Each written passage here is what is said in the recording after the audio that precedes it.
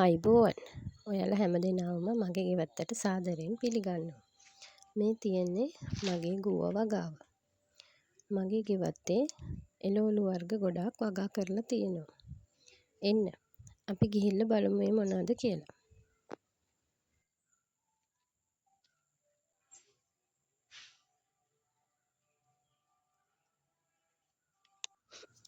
මේ තියෙන්නේ මම කවරවල හිටවපු රාවු. හාල් උර තමයි භාවිතා කරලා තියෙන්නේ රාවු හිටවන්න.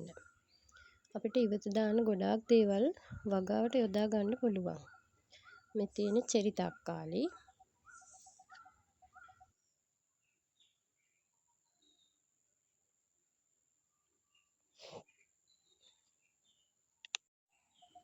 මේ තියෙන වැරණිය මිරිස්. ඒත් එක්කම මාළු මිරිස් ගස් කීපයකුත් තියෙනවා. ඒවා නම් දැන් අස්වැන්න දීලා ඉවර වෙලා.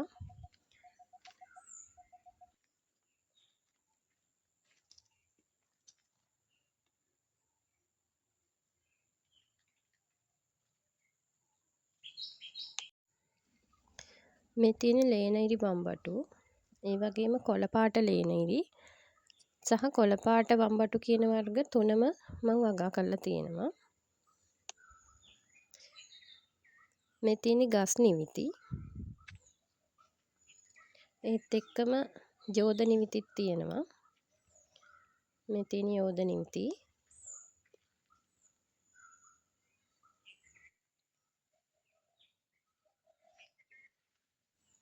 මේ තියෙන්නේ අහස් බටු. මේක කොළ මැල්ලුමක් විදිහට යොදා ගන්නත් පුළුවන්. ඒ වගේම ගෙඩි අපිට ආහාරයට ගන්නත් පුළුවන්. බණ්ඩක්කා.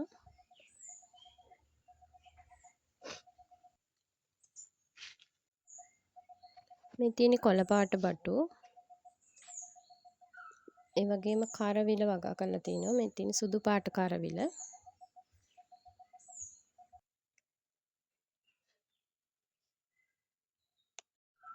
මේ තියෙන්නේ ඇද්දල බණ්ඩක්කා. එවනම් තාම් පැල පොඩි. මේ තියෙන්නේ පඳුරු අවර. මට මේ වර්ගය හම්බුනේ ගන්නවරු පැලෑටි හා ජාන මධ්‍යස්ථානයෙන්.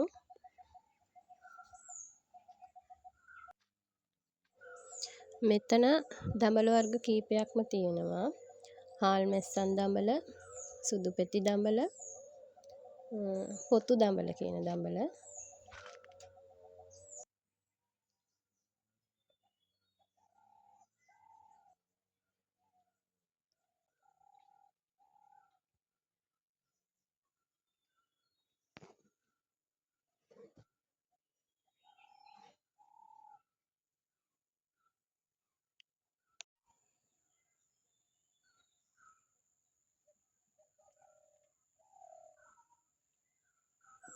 මේ තියෙන වැටකොළු.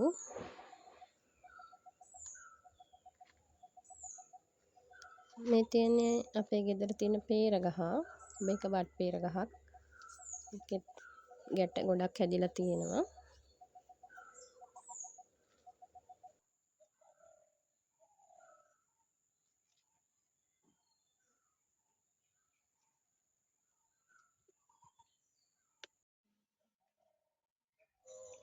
මේ තියෙන්නේ මගේ නයි මිරිස් වගාව. ඒවත් ඉවත දමන හාල් උර සහ ග්‍රෝ බෑග් වලත් වගා කරලා තියෙනවා මම. හොඳ අස්වැන්නක් ලැබිලා තිනවා.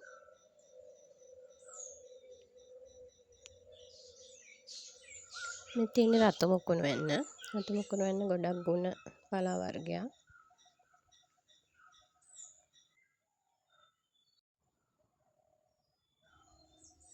මම ගෙවත්ත අලංකාරයට විවිධ මල් වර්ග වගා කරලා තියෙනවා. මේ තියෙන ප්ලම්බකෝ. ඒ වගේම ටොරේනියා වර්ග කීපයක්ම තියෙනවා. ජපන් රෝස පාට ගොඩක් තියෙනවා.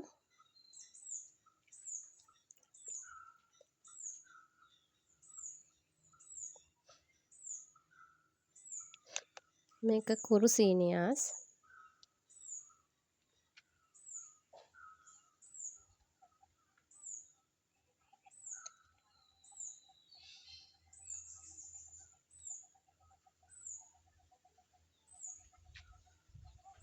මේක පොඩි රෝස එකක්. ඒ වගේම පෙටුනියා වගා කරලා තියෙනවා.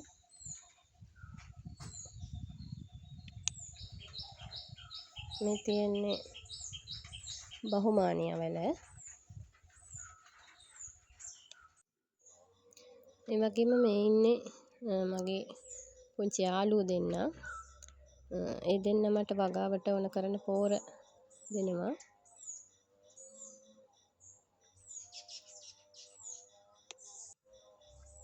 මේ තියෙන කරපිංචා.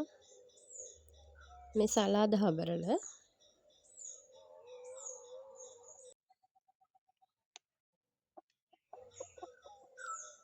මේ ඉන්නේ මගේ කිකිලි හාමිනේලයි ටික. කිකිලි හාමිනේලා 3 දෙනෙක් ඉන්නවා. එයාලා ගෙදර පෝෂණයට අවශ්‍ය බිත්තර ටික මට ලබා දෙන්න. ඒ වගේම මේ තියෙන මගේ කතුරු මුරුංගා ගහ, ගස් ලැබු, තැඹිලි, පොල් ගෙදරට අවශ්‍ය කරන හැමදේම වගා කරලා තියෙනවා. මේ තියෙන ආත්තා ගහ. මේ තියෙන නස්නාරං.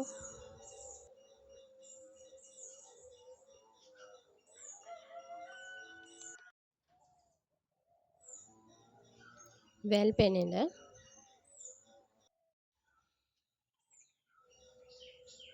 මේ තියෙන ආලංගවල. ආලංග අපට බෝංචි වෙනුවට ආහාරයට ගන්න පුළුවන් හොඳ ගුණ එළවලුවක්.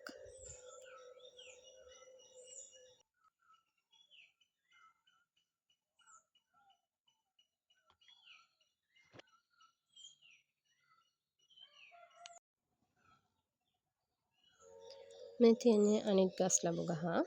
ඒක නම් ගොඩක් උස නැහැ. ඒ වගේම මේ ජපන් බටු අපේ පැත්තේ කියන්නේ නම. එක පැත්තවල එක එක නම් භාවිතා කරනවා. ඒ වගේම කෝප්පකොළ එකත් මැල්ලුමට තමයි ගන්නෙ. මේ තියෙන්නේ කෝමාරිකා. වදකහ.